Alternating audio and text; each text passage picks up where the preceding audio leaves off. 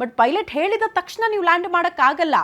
ATC ಇಂದಲೂ ಕೂಡ ಒಂದು ಸಂದೇಶ ಹೋಗಬಹುದು, ಈಗ ಓಕೆ ನೀವು ಲ್ಯಾಂಡ್ ಮಾಡಬಹುದು ಅನ್ನುವಂಥ ಪರ್ಮಿಷನ್ ಸಿಗೋ ತನಕ ಕೂಡ ಪೈಲಟ್ ಯಾವುದೇ ವಿಮಾನಗಳಾದರೂ ಕೂಡ ನೀವು ಲ್ಯಾಂಡ್ ಮಾಡೋದಕ್ಕೆ ಸಾಧ್ಯ ಇಲ್ಲ. ಬಟ್ ATC ಇಂದ ಯಾವ ಸಂದೇಶ ಬರದೇನೂ ಲ್ಯಾಂಡ್ ಆಗೋದಕ್ಕೆ ಮುಂದಾಯಿತು ಈ ಪ್ರೈವೇಟ್ ಜೆಟ್ ಅನ್ನುವಂಥ ವಿಚಾರ ಕೂಡ ಚರ್ಚೆ ಆಗ್ತಾ ಇದೆ. ಹಾಗಾಗಿ ತರಾತುರಿಯ ನಿರ್ಧಾರಕ್ಕೆ ಪೈಲಟ್ ಬಂದಿದ್ದಕ್ಕೆ ಕಾರಣ ಏನು, ಏನಾದರೂ ಸಮಸ್ಯೆ ಉಂಟಾಗಿತ್ತಾ, ಮೇಡ್ ಕಾಲ್ ಕೂಡ ಯಾಕೆ ಹೋಗಲಿಲ್ಲ ಕೊನೆಯ ಹಂತವಾಗಿ, ಇದೆಲ್ಲವೂ ಕೂಡ ಪ್ರಶ್ನೆ. ಈಗ ತಾನೇ ಮೋಹನ್ ಸರ್ ಹೇಳ್ತಾ ಇದ್ರು, ಮೋಸ್ಟ್ಲಿ ಈ ಪ್ರಶ್ನೆಗಳಿಗೆ ಉತ್ತರ ಸಿಗಬೇಕು ಅಂತ ಅಂದರೆ ಆ ಪ್ರೈವೇಟ್ ಜೆಟ್ಟಲ್ಲಿದ್ದಂಥ ಬ್ಲ್ಯಾಕ್ ಬಾಕ್ಸ್ ಪತ್ತೆ ಆದರೆ ಮಾತ್ರ. ಏನೇ ತಾಂತ್ರಿಕ ದೋಷ ಇದ್ರೂ ಕೂಡ, ಪೈಲಟ್ಗೆ ಸಮಸ್ಯೆ ಆಗಿದ್ರೂ ಕೂಡ, ಯಾಕೆ ತರಾತುರಿಯಲ್ಲಿ ಲ್ಯಾಂಡಿಂಗ್ಗೆ ನಿರ್ಧಾರ ಆಯಿತು, ಈ ಎಲ್ಲ ವಿಚಾರಕ್ಕೆ ಸಂಬಂಧಪಟ್ಟಂತೆ ಒಂದು ಸ್ಪಷ್ಟ ಉತ್ತರ ಸಿಕ್ಕಿಬಿಡುತ್ತೆ.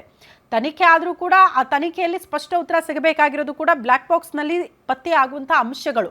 ಹಾಗಾಗಿ ಅದು ಸಿಗೋ ತನಕ ಒಂದಷ್ಟು ಅನುಮಾನಗಳು ಇದ್ದೇ ಇರುತ್ತೆ ಈ ದುರಂತಕ್ಕೆ ಸಂಬಂಧಪಟ್ಟಂತೆ ಅಂತ.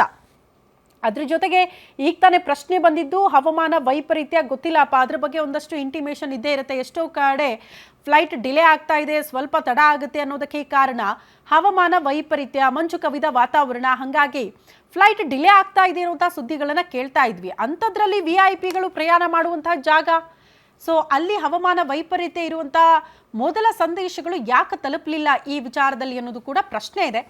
ಅನುಮಾನಗಳ ಜೊತೆಗೆ ತಾಂತ್ರಿಕ ದೋಷನೂ ಕಾರಣ ಆಗಿರಬಹುದು ದುರಂತಕ್ಕೆ ಅನ್ನುವಂಥ ವಿಚಾರಗಳನ್ನು ಕೂಡ ನಿನ್ನೆಯಿಂದ ಕೇಳಿಸ್ಕೊಳ್ತಾ ಇದ್ವಿ. ಎಕ್ಸಾಕ್ಟ್ಲಿ ಕಾರಣಗಳು ಹೆಂಗೆ, ಸಾಧ್ಯತೆಗಳು ಏನಾಗಿರಬಹುದು ಅನ್ನೋದ್ರ ಬಗ್ಗೆನೇ ಇವತ್ತು ಗ್ಯಾರಂಟಿ ನ್ಯೂಸ್ ಚರ್ಚೆ ಮಾಡ್ತಾ ಇದೆ. ಅದಕ್ಕೂ ಮುನ್ನ ದೃಶ್ಯ ನೋಡ್ತಾ ಇದ್ದೀರಲ್ಲ, ಅಜಿತ್ ಪವಾರ್ ಅವರ ಅಂತ್ಯ ಸಂಸ್ಕಾರಕ್ಕೆ ಎಲ್ಲ ರೀತಿಯ ಸಿದ್ಧತೆಗಳಾಗ್ತಾ ಇದೆ. ಸಾಕಷ್ಟು ಜನ ಅವರ ಅಭಿಮಾನಿಗಳು, ಬೆಂಬಲಿಗರ ಜೊತೆಗೆ ಬಾರಾಮತಿ ಅವರ ಸ್ವಕ್ಷೇತ್ರ ಆಗಿರೋದ್ರಿಂದ, ರಾಜಕೀಯ ಜನ್ಮಭೂಮಿ ಆಗಿರೋದ್ರಿಂದ ಸಾಕಷ್ಟು ಜನ ಅವರ ಅಭಿಮಾನಿಗಳಲ್ಲಿದ್ದಾರೆ. ಹಾಗಾಗಿ ತಂಡವಾಗಿ ಬಂದು ಅವರ ಅಂತಿಮ ದರ್ಶನ ಪಡೆದುಕೊಳ್ಳೋದಕ್ಕೂ ಕೂಡ ಜನ ಆಗಮಿಸ್ತಾ ಇರುವಂತಹ ದೃಶ್ಯವನ್ನ ನೀವು ಗಮನಿಸ್ತಾ ಇದ್ದೀರಿ. ಅಂತಿಮ ಯಾತ್ರೆಗೂ ಕೂಡ ಸಿದ್ಧತೆಗಳಾಗ್ತಾ ಇದೆಯಂತೆ. ಮೋಸ್ಟ್ಲಿ ಕೆಲ ಕಿಲೋಮೀಟರ್ ಗಟ್ಟಲೆ ಅಂತಿಮ ಯಾತ್ರೆ ನಡೆಸಿ ಅದಾದ ನಂತರದಲ್ಲಿ ಅಂತ್ಯಕ್ರಿಯೆ ನೆರವೇರಿಸೋದಕ್ಕೆ ನಿರ್ಧಾರ ಆಗಿದೆ ಅಂತ. ಸ್ವತಃ ಪ್ರಧಾನಿ ನರೇಂದ್ರ ಮೋದಿ ಅವರು ಕೂಡ ಇವತ್ತು ಅಂತ್ಯಕ್ರಿಯೆಯಲ್ಲಿ ಭಾಗಿಯಾಗ್ತಾರೆ. ಅಮಿತ್ ಶಾ ಅವರು ಕೂಡ ಬರುವಂಥ ನಿರೀಕ್ಷೆ ಇದೆ ಅನ್ನೋದ್ರ ಮಾಹಿತಿ ಇದೆ. ಬಟ್ ಇಲ್ಲಿ ತನಕ ಕನ್ಫರ್ಮೇಷನ್ ಸಿಕ್ಕಿಲ್ಲ, ಬರಬಹುದು ಅನ್ನುವಂಥ ಸಾಧ್ಯತೆಗಳು ಮಾತ್ರ ನೋಡೋದ್ರೆ ಸಿಗ್ತಾ ಇದೆ. ಆಲ್ರೆಡಿ ಮಹಾರಾಷ್ಟ್ರದ ಹಲವಾರು ಗಣ್ಯರು ಸ್ಥಳದಲ್ಲಿ ಬೀಡು ಬಿಟ್ಟಿರುವಂತಹ ದೃಶ್ಯ ನೀವು ಗಮನಿಸ್ತಾ ಇದ್ದೀರಿ. ಒಂದ್ ಕಡೆ ಆತಂಕ, ಶಾಕಿಂಗ್ ವಿಚಾರ ಆದ್ರೂ ಕೂಡ ನೋಡಿ, ರಾಜಕೀಯ ಅನ್ನೋದು ಎಲ್ಲೂ ಬಿಡಲ್ಲ. ಸಾವಿನಲ್ಲೂ ಕೂಡ ರಾಜಕೀಯ ಆಗ್ತಾ ಇದೆ. ಹೆಂಗ್ ಚರ್ಚೆಗಳು ಅಂತ ಅಂದ್ರೆ, ಮಹಾರಾಷ್ಟ್ರದಲ್ಲಿ ಅತಿ ದೊಡ್ಡ ಶಕ್ತಿಯಾಗಿದ್ದು ಬಿಜೆಪಿಗೆ ಅಜಿತ್ ಪವಾರ್ ಅವರ ಅಗಲಿಕೆಯಿಂದ ಏನಾದ್ರೂ ಮಹಾರಾಷ್ಟ್ರ ರಾಜಕೀಯದಲ್ಲಿ ಏನಾದ್ರೂ ಬೆಳವಣಿಗೆಗಳು ಆಗ್ಬಿಡುತ್ತಾ, ಇದು ಕೂಡ ಪ್ರಶ್ನೆ ಆಗ್ತಾ ಇದೆ. ಒಬ್ಬ ಲೀಡರ್ ಇಲ್ಲ ಅಂತ ಅಂದ್ರೆ ಅವ್ರನ್ನ ನಂಬ್ಕೊಂಡು ಬಂದಂತಹ ಶಾಸಕರ ಪರಿಸ್ಥಿತಿ ಏನು, ಅವ್ರೇನಾದ್ರೂ ಶರದ್ ಪವಾರ್ ಅವರ ಬೆನ್ನಿಗೆ ನಿಂತ್ಕೊಂಡ್ಬಿಟ್ರೆ ಕಥೆ ಏನು? ಯಾಕಂದ್ರೆ ಅಲ್ಲಿ ಅತಿ ದೊಡ್ಡ ಪಕ್ಷ ಅಂತೂ ಬಿಜೆಪಿ ಅಲ್ವೇ ಅಲ್ಲ, ಅಜಿತ್ ಪವಾರ್ ಅವರ ನೆರವಿನೊಂದಿಗೆ ಸರ್ಕಾರ ರಚನೆ ಆಗಿರೋದು. ಹಾಗಾಗಿ ಸರ್ಕಾರದ ಭವಿಷ್ಯದ ದೃಷ್ಟಿಯಿಂದಲೂ ಕೂಡ ಚರ್ಚೆಗಳಾಗ್ತಾ ಇದೆ, ಏನಾಗಬಹುದು ಮುಂದಿನ ಹಂತಗಳಲ್ಲಿ ಅಂತ.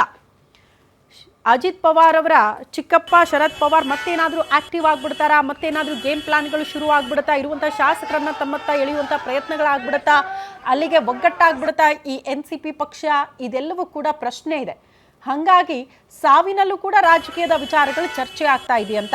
ಮಮತಾ ಬ್ಯಾನರ್ಜಿ ಅವರಂತೂ ಈ ವಿಚಾರ ಗೊತ್ತಾದಂಗೆ ನಿನ್ನೆ ಆರಂಭಿಕ ಹಂತವಾಗಿ ಒಂದಷ್ಟು ಅನುಮಾನಗಳನ್ನು ವ್ಯಕ್ತಪಡಿಸ್ಬಿಟ್ರು. ಇಲ್ಲ, ಇದು ಯಾಕೋ ಅನುಮಾನ ಬರ್ತಾ ಇದೆ ಈ ಸಾವಲ್ಲಿ ನಮಗೆ, ಅಂದ್ರೆ ಪ್ರೈವೇಟ್ ಜೆಟ್ ಈ ರೀತಿ ದುರಂತಕ್ಕೀಡಾಗಿದ್ರೆ ಹಿಂದೆ ಏನಾದರೂ ಷಡ್ಯಂತ್ರ ಇರಬಹುದು, ಬೇಕು ಅಂತಲೇ ಯಾರಾದರೂ ಪ್ಲಾನಿಂಗ್ಗಳನ್ನು ಮಾಡಿರಬಹುದು ಅನ್ನೋ ನಿಟ್ಟಿನಲ್ಲಿ ಮಮತಾ ಬ್ಯಾನರ್ಜಿ ಅವರು ಕೂಡ ನಿನ್ನೆ ಮಾತನಾಡ್ತಾ ಇಂಥದ್ದೊಂದು ಸಂಶಯವನ್ನ ವ್ಯಕ್ತಪಡಿಸಿದ್ದಾರೆ. ಹಾಗಾಗಿ ಅವರ ಒತ್ತಾಯ ಏನು ಗೊತ್ತಾ, ಒಬ್ಬ ನ್ಯಾಯಾಧೀಶರ ನೇತೃತ್ವದಲ್ಲಿ ತನಿಖೆ ಆಗಬೇಕು, ಉನ್ನತ ರೀತಿಯಲ್ಲಿ ತನಿಖೆ ಆಗಬೇಕು, ಅಂದಾಗ ಮಾತ್ರ ಸತ್ಯಾಸತ್ಯತೆ ಹೊರಗಡೆ ಬರೋದಕ್ಕೆ ಸಾಧ್ಯ ಅನ್ನುವಂತಹ ವಿಚಾರ ಹೇಳ್ತಾ ಇದ್ರು. ಹಾಗಾಗಿ ಆ ರೀತಿ ಒತ್ತಡಗಳು ಬಂದಾಗಲೂ ಕೂಡ ತನಿಖೆ ಆಗಬೇಕಾಗತ್ತೆ. ಯಾಕಂದ್ರೆ ಯಾರೋ ಒಬ್ಬ ಸಾಮಾನ್ಯ ವ್ಯಕ್ತಿ ಅಲ್ವಲ್ಲ, ಒಬ್ಬ ರಾಜ್ಯದ ಉಪಮುಖ್ಯಮಂತ್ರಿಗಳು ಸಾವಿಗೀಡಾಗಿರೋದು. ಹಾಗಾಗಿ ಉನ್ನತ ರೀತಿಯಲ್ಲೇ ತನಿಖೆ ಆಗಬೇಕು. ಮೋಸ್ಟ್ಲಿ ಅಂತಿಮ ಯಾತ್ರೆ ಪ್ರಾರಂಭ ಆದಂಗೆ ಕಾಣಿಸ್ತಾ ಇದೆ. ಬಾರಾಮತಿ ಅವರ ಸ್ವಕ್ಷೇತ್ರ ಕೆಲ ಕಿಲೋಮೀಟರ್ಗಳು ಅಂತಿಮ ಯಾತ್ರೆ ಆಗ್ತಾ ಇರುವಂತಹ ದೃಶ್ಯಗಳನ್ನು ಕೂಡ ಗಮನಿಸ್ತಾ ಇದ್ದೀರಿ. ಸಾಕಷ್ಟು ಅಭಿಮಾನಿಯನ್ನ ಹೊಂದಿದ್ದಾರೆ, ಬೆಂಬಲಿಗರನ್ನ ಹೊಂದಿದ್ದಾರೆ ಆ ಕ್ಷೇತ್ರದಲ್ಲಿ. ಹಾಗಾಗಿ ಸೊ ಅಲ್ಲಿ ಅಂತಿಮ ಯಾತ್ರೆ ಆಗ್ತಾ ಇರುವಂತಹ ದೃಶ್ಯ, ಅದಾದ ಬಳಿಕ ಕೆಲವೇ ಕ್ಷಣಗಳಲ್ಲಿ ಅವರ ಅಂತ್ಯಕ್ರಿಯೆಯನ್ನು ಕೂಡ ನೆರವೇರಿಸಲಾಗುತ್ತೆ ಅಂತ. ಯಾಕಿದು ಅತ್ಯಂತ ಭೀಕರ ದುರಂತ ಅಂತ ಹೇಳ್ತಾ ಇದ್ದೀವಿ ಅಂದ್ರೆ ಒಬ್ಬ ರಾಜ್ಯದ ಉಪಮುಖ್ಯಮಂತ್ರಿಗಳ ದೇಹ ಗುರುತು ಸಿಗದೆ ಇರೋ ಮಟ್ಟಿಗೆ ನಿನ್ನೆ ಸುಟ್ಟು ಕರಕಲಾಗಿ ಹೋಗಿದೆ ಅಂತ 5 ಜನ ಇದ್ದಿದ್ರ ಪೈಕಿ ಅಜಿತ್ ಪವಾರ್ ಯಾರು ಅನ್ನೋದನ್ನ ಫೈಂಡ್ ಔಟ್ ಮಾಡೋದಕ್ಕೆ ಸಾಧ್ಯ ಆಗಲಿಲ್ಲ ಅಂತ ಹೆಂಗ್ ಫೈಂಡ್ ಔಟ್ ಮಾಡಿದ್ರು ಅಧಿಕಾರಿಗಳು ಅಂತ ಅಂದ್ರೆ ಅಜಿತ್ ಪವಾರ್ ಅವರ ಎಡಗೈ ಏನೋ ಸುಟ್ಟಿರ್ಲಿಲ್ವಂತೆ. ಆ ಕಾರಣಕ್ಕೆ ಅವರ ಎಡಗೈಯಲ್ಲಿ ಅವ್ರು ಕಟ್ತಾ ಇದ್ದಂಥ ಕಾಸ್ಟ್ಲಿಯೆಸ್ಟ್ ವಾಚ್, ಆ ಕಾಸ್ಟ್ಲಿಯೆಸ್ಟ್ ವಾಚ್ 80ರಿಂದ 90 ಲಕ್ಷದ ವಾಚ್ ಆಗಿತ್ತು ಅದು ಅಂತ. ಅದರ ಆಧಾರದ ಮೇಲೆ ಇಲ್ಲ ಇದು ಅಜಿತ್ ಪವಾರ್ ಅವರ ಮೃತದೇಹ ಅನ್ನೋದನ್ನ ಅಧಿಕಾರಿಗಳು ಪತ್ತೆ ಹಚ್ಚಿದ್ರು. ಅದಾದ ಬಳಿಕ ಪಾರ್ಥಿವ ಶರೀರವನ್ನ ಆಸ್ಪತ್ರೆಗೆ ಶಿಫ್ಟ್ ಮಾಡಲಾಯಿತು. ಇಲ್ಲ ಅಂದ್ರೆ ಗುರುತೇ ಸಿಗದೆ ಇರೋ ಮಟ್ಟಿಗೆ ದೇಹ ಛಿದ್ರವಾಗಿತ್ತು, ಸುಟ್ಟು ಕರಕಲಾಗಿತ್ತು ಅನ್ನುವಂತಹ ವಿಚಾರ.